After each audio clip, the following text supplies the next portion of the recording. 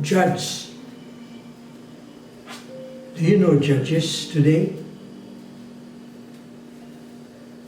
There's so many people who talk about a judge.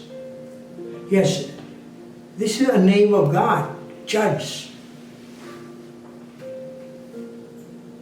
Let me share that name as portrayed in Psalms 75, 1-7. It says, "Unto thee, O God, do we give thanks, to that thy name is near. For that thy name is near, men declare thy wondrous works. When I select an appointed time, it is I who judge with equity. The earth and all who dwell in it melt. It is I, the Lord said. I have firmly set its pillars. I said to the boastful, do not boast. And to the wicked, do not lift up your horn on high. Do not speak with insolent pride. For not from the east, nor from the west, nor from the south, the desert comes exaltation. But God is the judge. He puts down one and exalts another.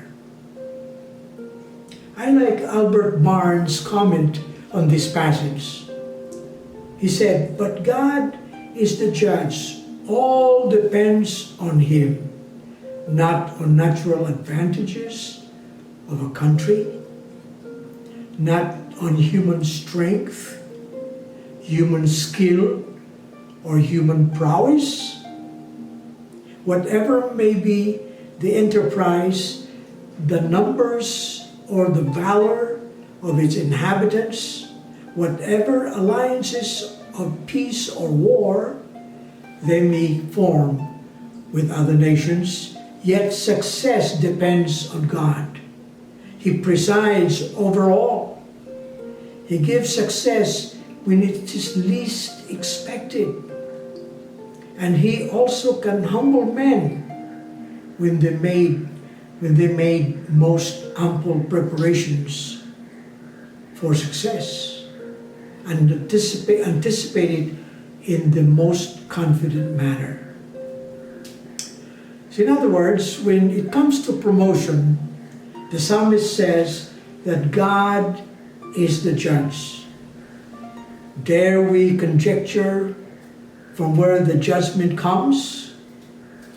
Job says that at the North Star, there is an empty space.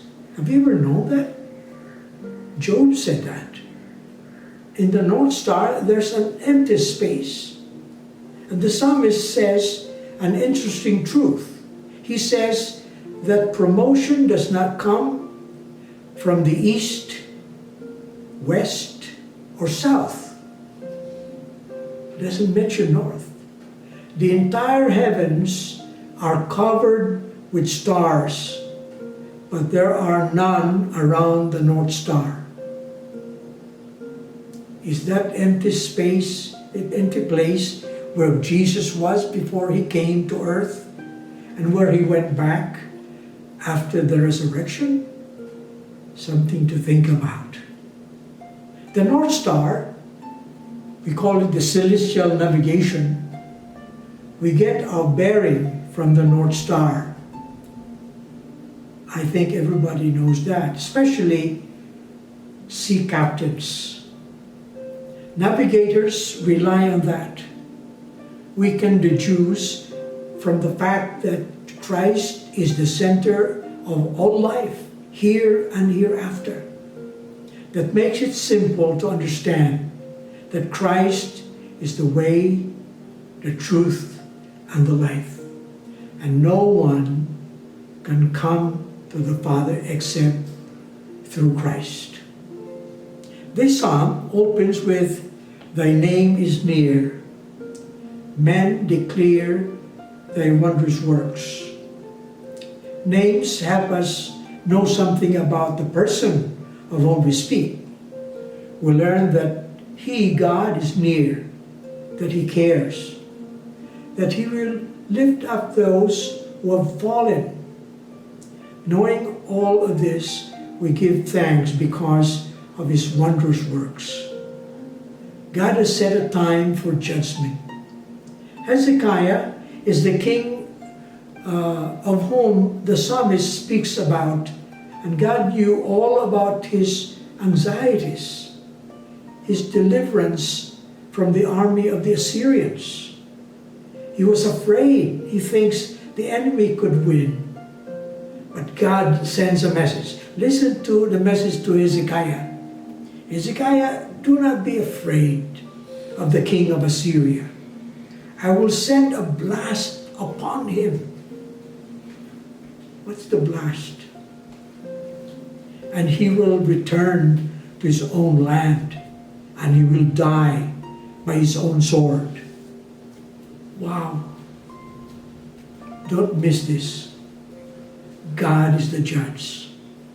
Israel enemies, Arameans, Assyrians, Babylonians, generally come from the north. North symbolizes an evil and hostile force far from a specific geographical location. Israel is scatological enemies as hordes from the uttermost part of the north. Ezekiel 38, 5, 12, and 15. Israelites have returned to the state of Israel from more than 100 countries. Verse 12 and verse 15 says, the great grandchildren of Noah, and to take a spoil, to turn thine hand upon desolate places, meaning that they go back to Israel and all the desolate places they occupied. Places that are now inhabited, upon the people that are gathered out of the nations. And thou shalt come from thy place out of the north part, thou and many people with you. So that's what Israel has been doing. They've been returning to Israel and occupying the desolate lands. And verse 16 mentions Gog. Probably refers to the people who live in Magog, identified by Josephus as the land of the Scythians, the region north and northeast of the Black Sea, and east of Aral Sea, now occupied by Russia. I think now you can begin to see that in your mind's eye.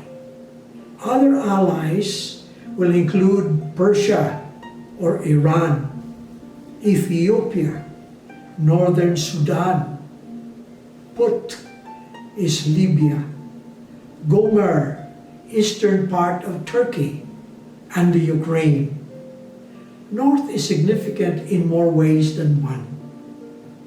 Israel was protected by the desert on the east and the Mediterranean Sea on the west. And since the main highways are north to south, Israel's enemies had to approach from either north or south, because Egypt was weak during most of the Israel's occupation of Palestine. This fact, combined with the phenomenon that stormy weather from the west descends on Palestine from the north. The north winds bring forth rain and backbiting tongue. Well, that's an expression meaning that the enemy will try to destroy Israel with their backbiting and their tongue lashing and angry countenance too. They're so mad with Israel. So everybody's trying to destroy Israel. Proverbs 25:23 gave north and ominous overtones for the Israelites. It represented a mysterious and unknown region, the location of hostile forces. I could almost add, if you are hemmed in from all directions, from back, left, front, right, wherever, from all sides, then what do? You look up. Look up to God. And if Christ occupies the north, why should we fear? Let us consider the righteous judgment of God. The voice of God declares from heaven His righteousness. He waits when we are anxious for Him to hurry. His waiting time are not wasted times. When the psalmist says in Psalm 27 verse 14, "Wait on the Lord, be of good courage, and He shall strengthen thine heart." Wait, I say, on the Lord. Isn't that beautiful? We should not be in a hurry. We wait on the Lord. But we should be taking action. Action of taking God seriously. Action of waiting on God rather than going somewhere else. He is helping us to learn a great lesson. Our times are in His hands, hands of our judge. He doeth all things well. God of mercy, judge me and plead my cause. Grant victory over the enemy and help me to trust You completely. My judge, the one who will decide for me, the one who will decide what to do next, what I should do, what I should be. God is my judge. Amen and amen.